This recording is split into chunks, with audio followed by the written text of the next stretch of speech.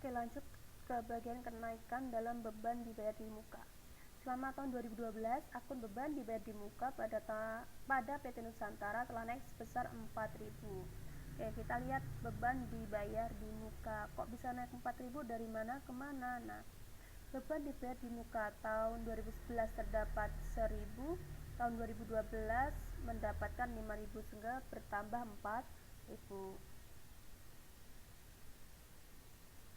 Oke.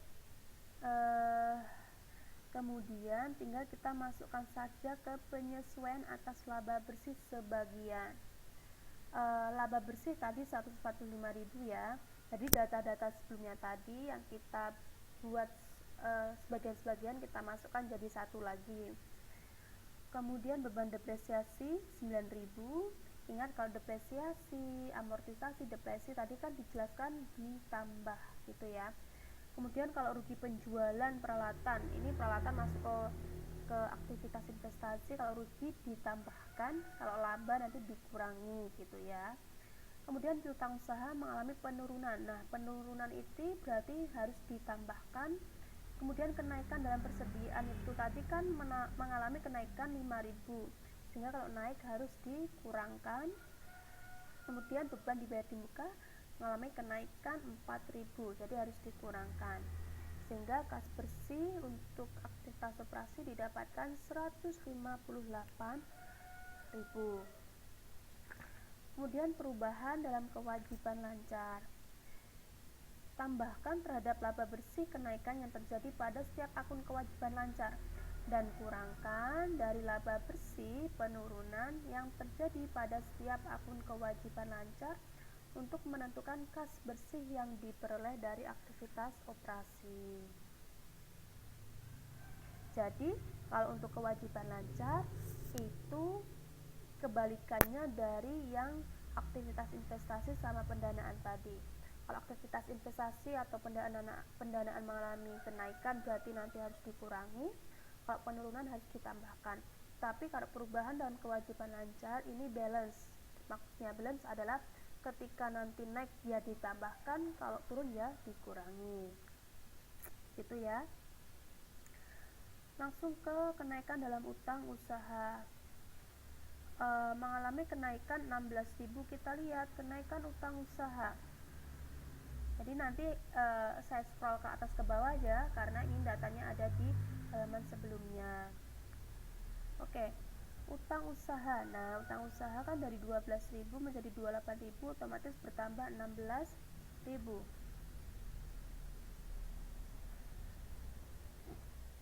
Oke, 16.000.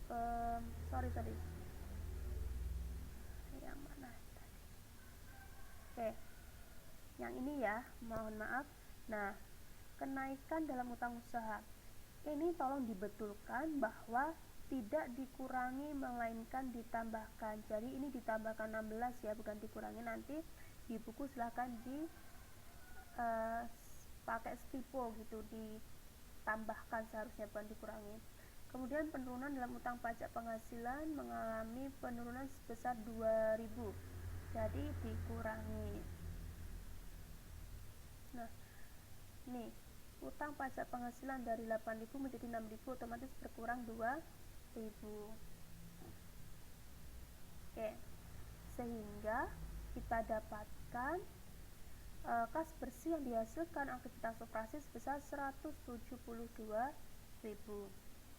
Ikhtisar konversi ke kas bersih dari aktivitas operasi metode tak langsung. Penyesuaian diperlukan terdiri dari 3 tipe: beban-beban non-kas seperti depresi, amortisasi, dan depresi, laba rugi dari penjualan aset tetap, kemudian perubahan-perubahan dalam akun-akun aset lancar dan kewajiban lancar. Jadi yang kita hitung dari awal tadi itu termasuk beban-beban non-kas, kemudian laba rugi penjualan aset tetap, kemudian perubahan dalam akun aset lancar dan kewajiban lancar. Nah, ini adalah ikhtisar konversinya.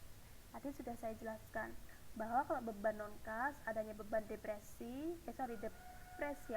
amortisasi, dan depresi itu ditambahkan. Kemudian kalau ada aset tetap itu ketika rugi ditambahkan, ketika laba dikurangi. Kemudian kalau ada aset lancar dan kewajiban lancar adanya aset lancar, nah ada kenaikan nanti kurang, ada penurunan nanti tambah.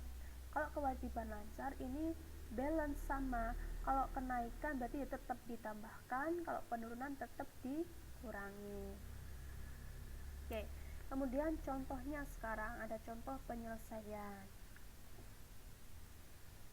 PT Mutiara melaporkan laba bersihnya 73 juta, depresiasinya 7 juta, kemudian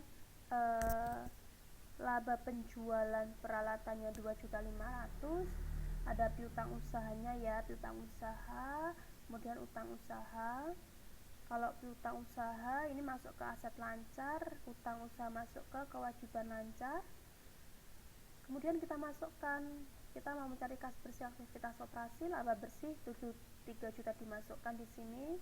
Kemudian menggunakan penyesuaian untuk merekonsiliasi laba bersih. Nah, ada beban depresiasi 7 juta. Ingat beban depresiasi itu masuk beban non kas, jadi harus ditambahkan. Kemudian laba penjualan itu menjadi dikurangi. Ingat untuk nama akunnya sesuai dengan kenyataan yang ada ya. Kalau laba ya laba, kalau rugi ya rugi. Tapi untuk konversinya ini yang berbeda. Kenaikan dalam piutang usaha masuk ke aset lancar. Kalau kenaikan, nah ini menjadi kurang. Kemudian penurunan dalam utang usaha masuk ke kewajiban lancar. Kalau turun berarti tetap kurang. Sehingga kas bersih yang dihasilkan aktivitas operasi sebesar 69.700.000. Oke, ini tadi contoh soal untuk intermezzo saja. Langsung ke tahap 2 yaitu aktivitas investasi dan pendanaan. Oke, kenaikan dalam tanah.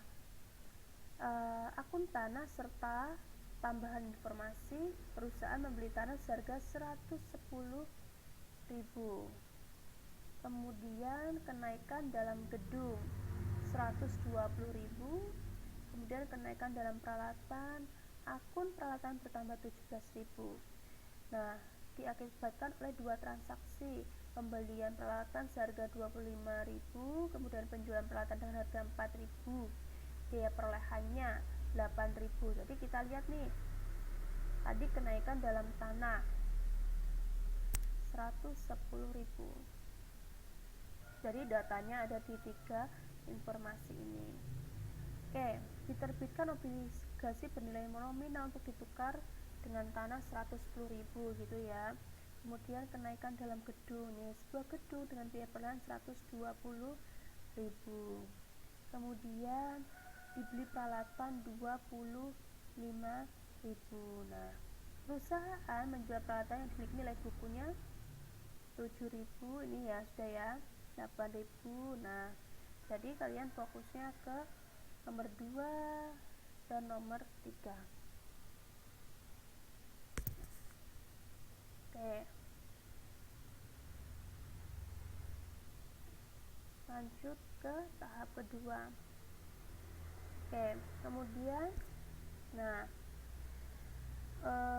sedangkan penjualan peralatan akan dilaporkan sebagai penerimaan kas sebesar 4.000. Kas 4.000, akumulasi depresiasinya 1.000, rugi penjualannya 3.000, peralatan 8.000. Karena tadi peralatannya biaya perlahannya 8.000, kas yang didapatkan hanya 4.000, kemudian ada akumulasi depresiasinya 1.000, ruginya atas penjualan tadi sebesar 3.000. Kemudian kenaikan dalam utang obligasi sebesar 110.000. Kemudian kenaikan dalam saham biasa sebesar 20.000. Kemudian kenaikan dalam laba ditahan. Laba ditahan naik sebesar 116.000. Laba bersihnya sebesar 145.000. Kemudian dividennya sebesar 29.000. Jadi 145 dikurangi 29.000. Oke, langsung ke laporan arus kas. Sebelum ke laporan arus kas, jadi nanti datanya ini kalian lihat di data tadi ada neraca komparatif, kemudian laporan laba rugi, dan yang terakhir ada informasi tambahan gitu ya. Kemudian ini adalah laporan arus kas metode tak langsung. Jadi untuk membuat laporan arus kas kalian harus urut dulu dari yang kas dan non kas. Kas ada aktivitas operasi terlebih dahulu, kemudian ada aktivitas investasi, kemudian ada aktivitas pendanaan, kemudian aktivitas non-kasnya. Aktivitas operasi yang kita tulis tadi di tahap pertama dimasukkan ke sini semua. Kemudian tahap kedua silakan dimasukkan gitu ya. Jadi pembelian gedung berarti harus dikurangi. Pembelian peralatan berarti kalau pembelian itu nanti kita mengeluarkan uang berarti kasnya berkurang gitu ya. Kemudian penjualan berarti kita menambahkan uang. Penerbitan berarti itu berarti kita menjual saham biasa, berarti sahamnya dijual otomatis nanti kita akan mendapatkan uang. Makanya ini plus 20.000. Pembayaran dividen berarti nanti kita harus mengeluarkan uang. Sehingga dari total mulai dari aktivitas operasi sampai ke aktivitas pendanaan dengan nominal masing-masing ini, kenaikan kas bersihnya, jadi kas bersihnya positif 22.000, otomatis mengalami kenaikan. Kalau negatif berarti nanti untuk nama akunnya penurunan gitu ya. Kas awal periode sebesar 33.000, kas akhir periodenya 55.000. Kita lihat kasnya awal kok dapat 22 dari mana? Ini kita lihat. Nah, kita scroll ke atas terus ya. Nah, ini berarti ini adalah kas akhirnya, ini kas awalnya. Jadi di 22 tadi ditambahkan 33 mendapatkan kas akhir periodenya 55 rupiah. Oke. Penerbitan utang obligasi untuk membeli tanah ini masuk ke non kas 110.000. Jadi ini tadi kan konversi obligasi ditukar ke tanah. Ini masuk ke bagian informasi tambahan tadi. Tahap 3 perubahan bersih dalam kas. Perbandingan perubahan dalam kas bersih yang tercantum dalam laporan arus kas tadi. Jadi tadi ada selisihnya 22.000 kan ya, yang tahun 2011 itu 33, tahun 2012 55, sehingga kas bersihnya dihasilkan 22.000 yang ini. Oke, untuk contoh soal dan penyelesaian nanti silakan dibaca di rumah saja ya, kalian bisa memahami sendiri. Langsung saja ke bagian penggunaan arus kas untuk menilai sebuah perusahaan. Arus kas bebas. Nah, arus kas bebas itu pengertiannya menggambarkan kas yang berasal dari operasi yang tersisa telah dikurangi dengan penyesuaian untuk pengeluaran modal dan pembayaran dividen. Nah, ini rumusnya. Kalau mau mencari arus kas bebas, rumusnya kas yang dihasilkan aktivitas operasi dikurangi pengeluaran modal dikurangi dividen.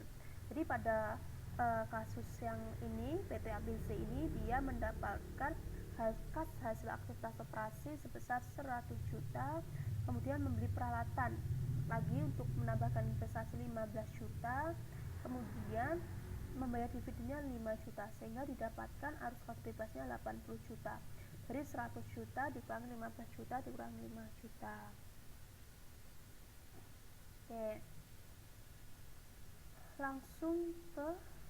Langsung saja ke contoh soalnya dan penyelesaiannya ini. Jadi di sini kita mencari arus kas bebas PT Rinjani. Tadi rumusnya kan aktivitas operasi ini ya kan, 29.300 dikurangi dengan pembelian peralatan 1.900 dikurangi lagi dengan pembayaran dividen tunai 9.000. Nah, di sini. Nah, ini ya. Sehingga arus kas bebasnya sebesar 1.300.000.